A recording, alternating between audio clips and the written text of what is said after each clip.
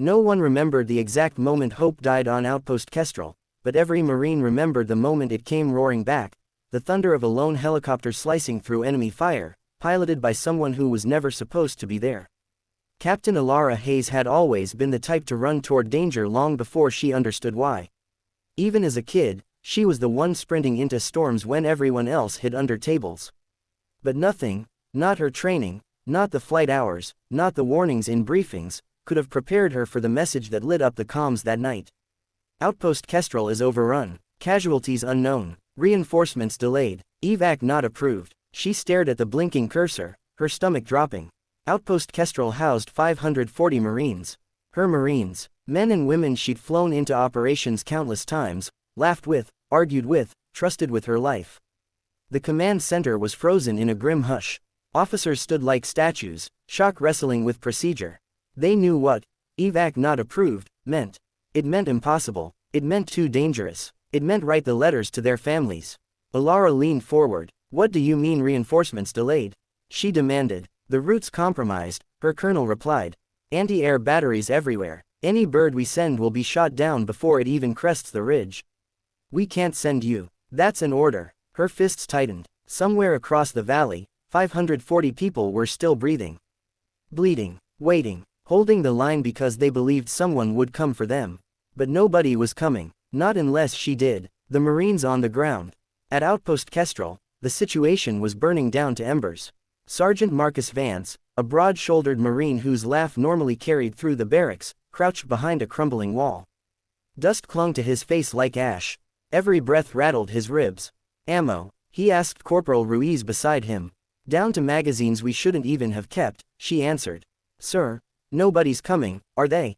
Vance didn't answer, couldn't. He'd led men and women through firefights, ambushes, and hellish nights, but this was different. The enemy was pushing in from three sides. Their medic was down, their comms were jammed, supplies were gone. They'd held for 9 hours. They wouldn't survive 10. Still, he looked his Marines in the eyes and forced conviction into his voice. We hold until someone comes. That's what Marines do. But deep down, he felt the cold truth sinking in. They had been left for dead. The decision that broke protocol. Back at the airfield, Alara stormed out of the command tent, her mind a hurricane of fury and fear. Protocol said stay grounded. Logic said the mission was suicide. Her commanding officer said she'd be court-martialed. She didn't care. She climbed into her helicopter, a battered but dependable MH-47, the same one she'd flown in storms, sand devils, and near crashes. The crew chief, Nolan Briggs, sprinted toward her as she powered up the rotors. Captain, we're not cleared for takeoff. Then don't get in, she shot back. He stared at her for 2 seconds, then climbed aboard. Someone's gotta make sure you survive this insane stunt, he muttered. Others joined. A gunner, a medic, people who trusted her more than the rulebook. The tower barked through the radio, Hayes, stand down. That's a direct order. Alara inhaled, feeling the weight of her uniform, her oath, her conscience. Screw the odds. My Marines are dying. She lifted off. Into the fire. The valley ahead was a blazing ribbon of tracer fire. Anti-air missiles lit up the sky in streaks of white. Every alarm inside the cockpit screamed in protest as she dropped altitude to a dangerous tree-skimming level. Jesus, Captain, Briggs yelled, you're flying at 30 feet. 25, she corrected. And keep those doors covered. Missiles shot overhead, barely missing them. Shrapnel pinged off the fuselage. The helicopter shook violently as if trying to wrench free of her control. Every sane part of her brain begged her to turn back. But then she heard it, a faint, static warped transmission. Quote.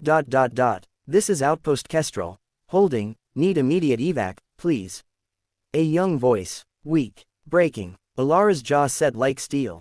Hang on, Kestrel, I'm coming. The last stand. At the outpost, Vance peeked over the sandbags, expecting to see another wave of enemy fighters. Instead, he saw something else. A shadow cutting through smoke. A familiar thundering rumble. A helicopter, one single helicopter, flying toward them at a reckless angle. Ruiz froze. No way anybody would fly into this. Vance's heart hammered. Captain Hayes, he whispered. It's gotta be her. The enemy immediately turned their fire skyward. Bullets rained. RPGs fired. The air lit up like a storm of sparks. But the chopper didn't pull away. It dove lower. Gunfire from the side doors shredded enemy positions.